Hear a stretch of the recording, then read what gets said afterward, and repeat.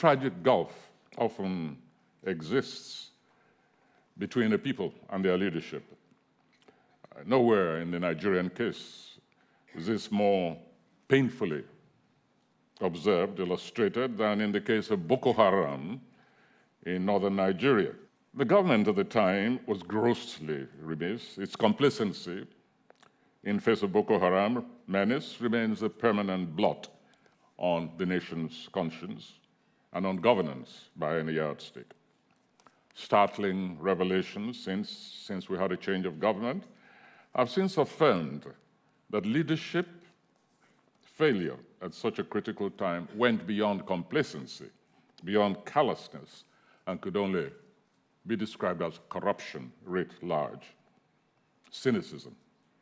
Funds that should have gone to the military were diverted routinely into private pockets, both of civilian and the uniformed top brass.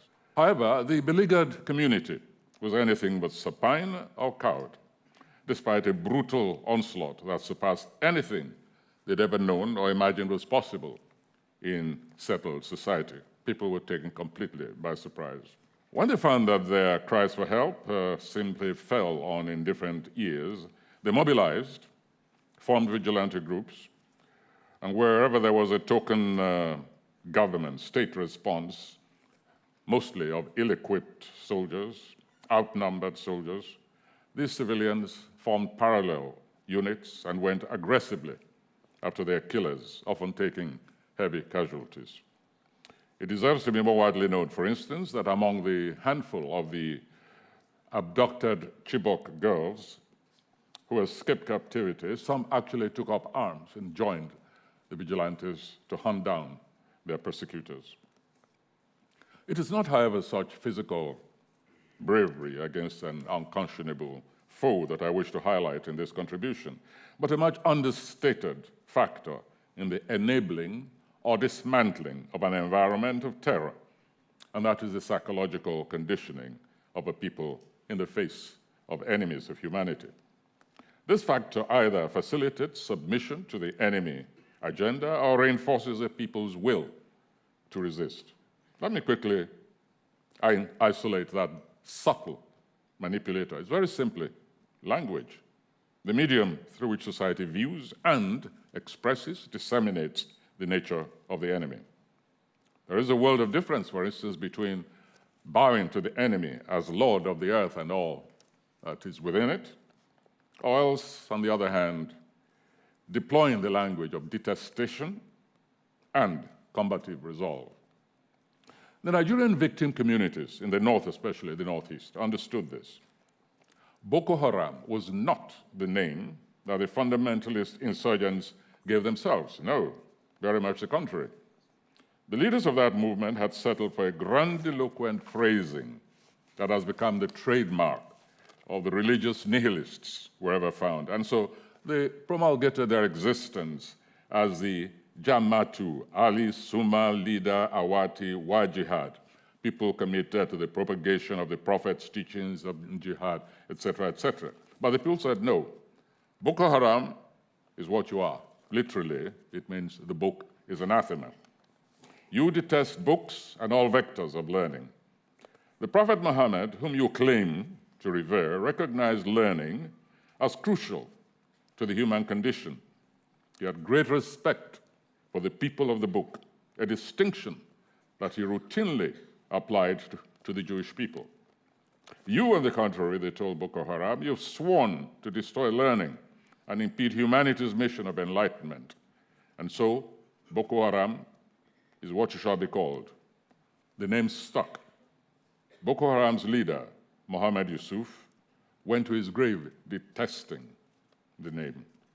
Now, let us consider a study in contrast. And here, I confess quite frankly my puzzlement, as it has to be understood because my constituency is mainly language.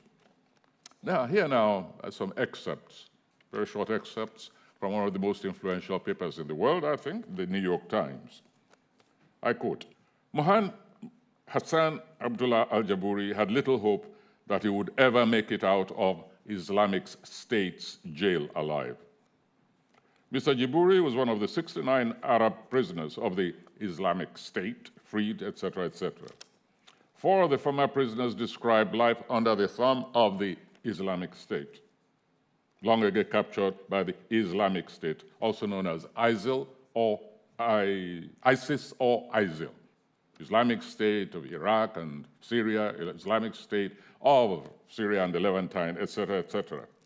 And so on it goes on. And the Islamic State's messaging was relentless. There was a television in the cell that was used to play Islamic State video. I counted in 2 short paragraphs 13 times when that expression Islamic State was used. Only at the very end of the reportage do we encounter, but the freedom, I quote, the freedom Mr. Jibouri now enjoys is shrouded with sadness that his family remains in Hawija, which is firmly in the grip of the Islamic State, which is also known by the pejorative Daesh. So, they do have another name, one that is timorously considered, almost like an easily missed footnote. Those who live directly under the sword have no choice. They must call them by the name they choose for themselves. But what of the rest of us? What of the rest of the world? We, the supposed catalysts of change and liberation. During one of the early flushes of success, the deadly clones of Daesh that currently plagues us in Nigeria, Boko Haram, declared itself a caliphate. I ask myself, should the United Nations, which sometimes did fall into the same trap in some of its declarations, have referred to Boko Haram as the Boko Haram Caliphate, or the New York Times registered the Nigerian marauders as the Islamic State of Sambisa Forest? Sambisa, you may recall, was where our girls, over 200, were taken when they were abducted by Boko Haram.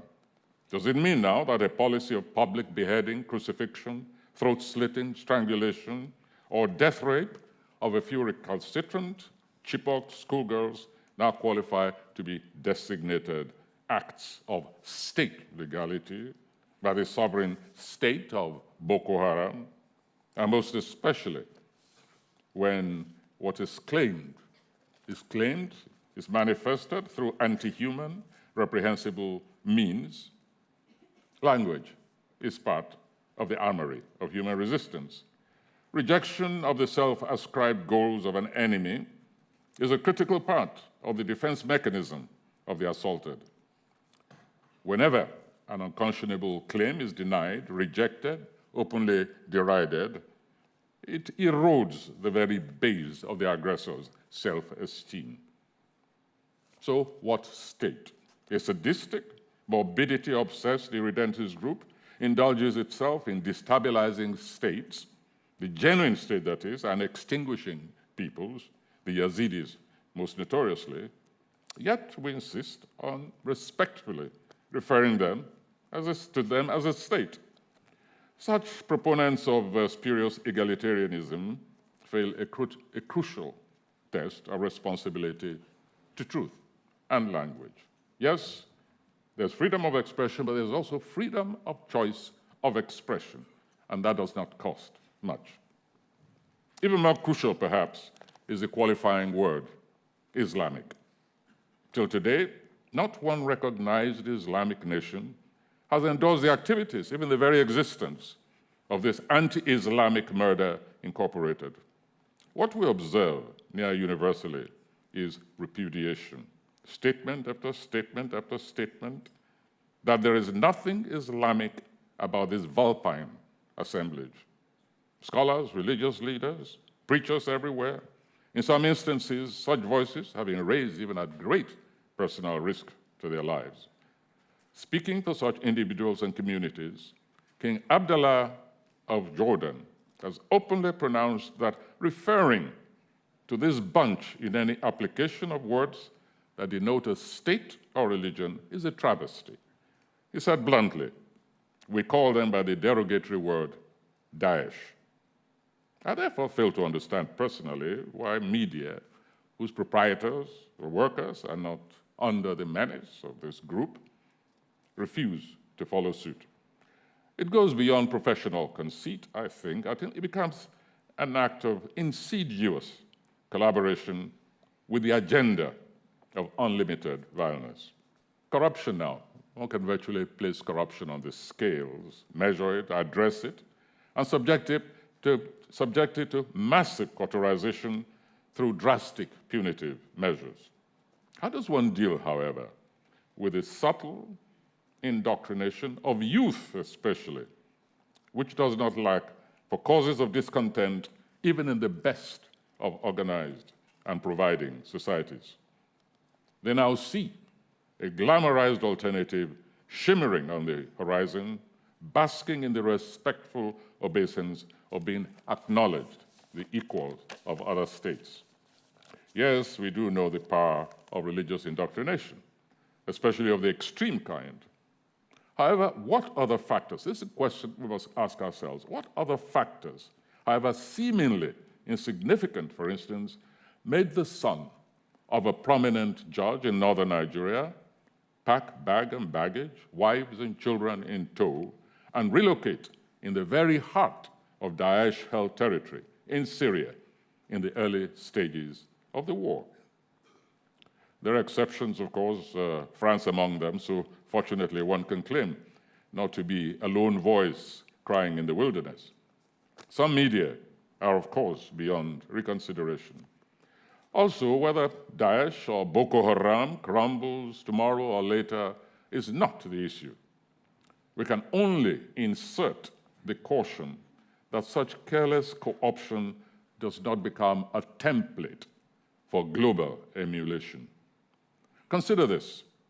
If Boko Haram were to reconstitute itself and re-emerge under the name of the United Nations of Islam committed to the propagation of etc., would we now expect to be programmed into recognizing the existence of an alternative United Nations? I think we must be careful not to lose even small battles, however crucial. The war is unfinished. It touches all of us. And what matters is not to lose such a war against obsessed enemies of humanity. Thank you very much.